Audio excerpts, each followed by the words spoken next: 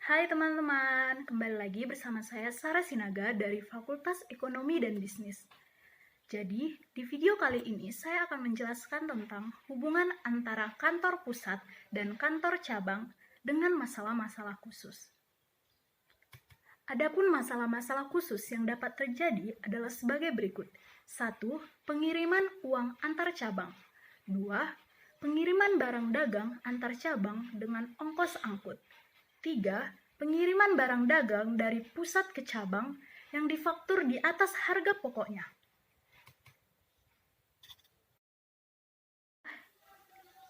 Kita akan memasuki kasus yang pertama, yaitu pengiriman uang antar cabang. Cabang yang menerima uang tunai dari cabang lain atas perintah kantor pusat akan mencatat atau berjurnal seolah-olah menerima uang tersebut dari kantor pusat. Sebagai contoh, cabang buah dari PT X memerlukan uang tunai sebesar 10 juta rupiah. Kantor pusat memerintahkan cabang 1 untuk mengirimkan uang tersebut sebesar 10 juta rupiah kepada cabang 2. Maka, jurnal yang akan dicatat oleh masing-masing kantor adalah sebagai berikut. Jurnal pada kantor pusat adalah cabang 2 10 juta rupiah pada debit, cabang 1 10 juta rupiah kredit. Jurnal pada cabang 1, kantor pusat 10 juta rupiah pada debit, kas 10 juta rupiah pada kredit. Dan jurnal dalam cabang 2 adalah kas 10 juta rupiah debit, kantor pusat 10 juta rupiah kredit. Kemudian mari kita bahas kasus yang kedua, yaitu pengiriman barang antar cabang dengan biaya angkut.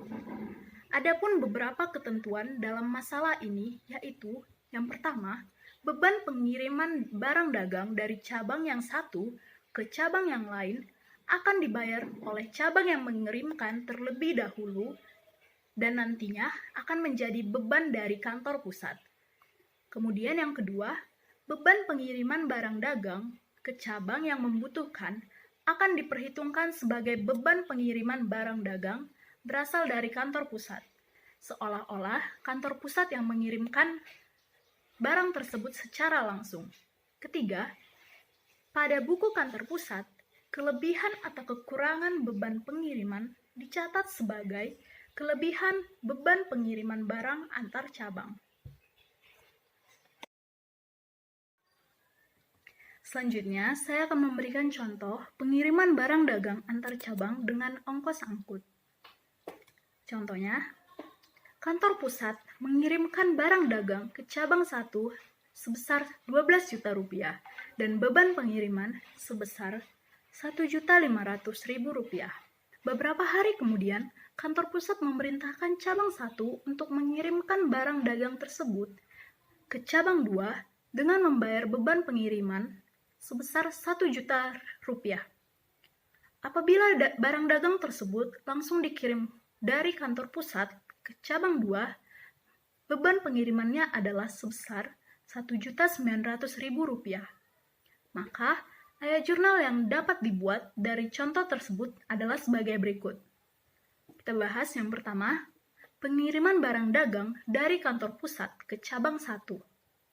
Maka jurnal kantor pusat adalah cabang 1, 13.500.000 rupiah debit, pengiriman barang dagang ke cabang 1, 12 juta rupiah kredit, dan kas 1.500.000 kredit.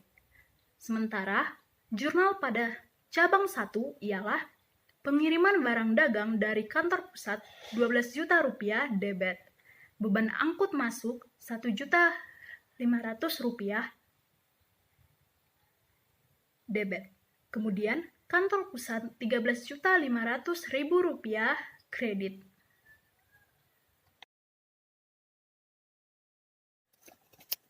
Selanjutnya, kantor pusat memerintahkan cabang 1 mengirim barang dagang ke cabang 2. Maka jurnal yang akan dibuat oleh kantor pusat adalah sebagai berikut. Pengiriman barang dagang ke cabang 1, 12 juta rupiah debit. Pengiriman barang dagang ke cabang 2, 12 juta rupiah kredit. Kemudian, pada cabang 1, kantor pusat Rp14.500.000 debit. Angka ini didapat dari total pengiriman barang dagang dari kantor pusat, beban angkut masuk, dan kas. Kemudian, pengiriman barang dagang dari kantor pusat Rp12 juta, kredit, beban angkut masuk Rp1.500.000, kredit, dan kas 1 juta, kredit.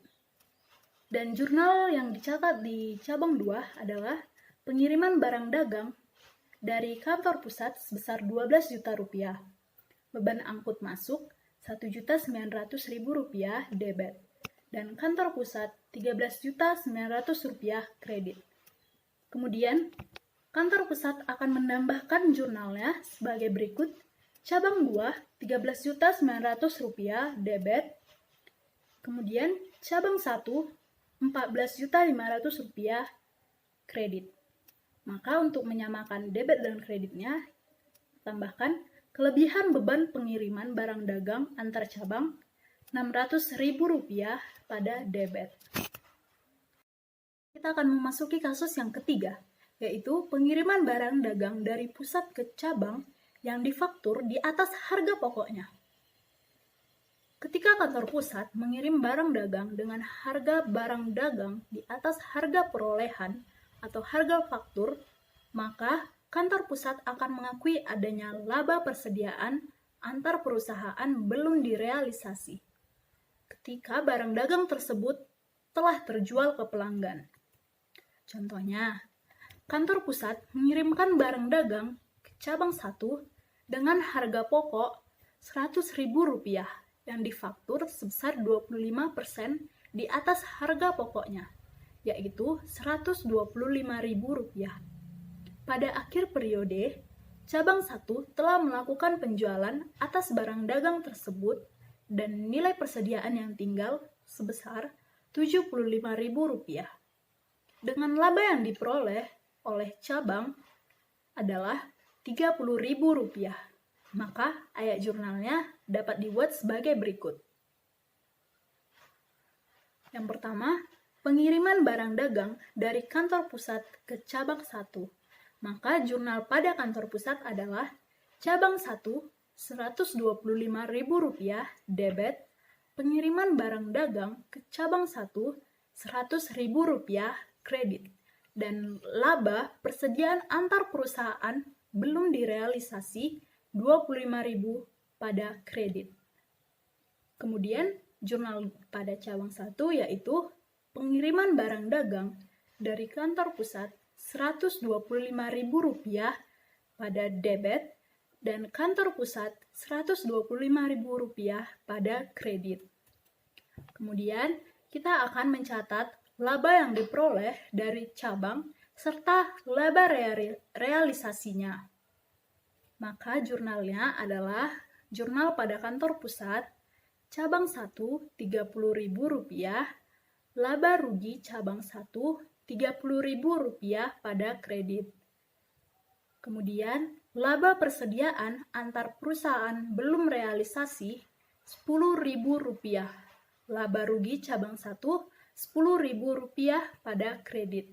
Kemudian, jurnal pada cabang 1, ikhtisar laba rugi Rp30.000 pada debit, kantor pusat Rp30.000 pada kredit.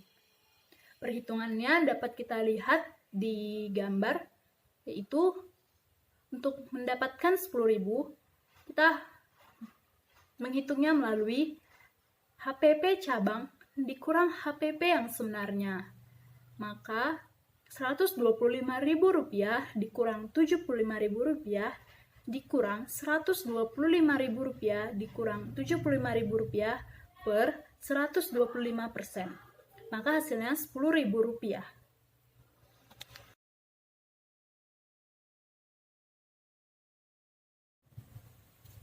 Sekian penjelasan dari saya mengenai hubungan antara kantor pusat dan kantor cabang dengan masalah-masalah khususnya. Terima kasih.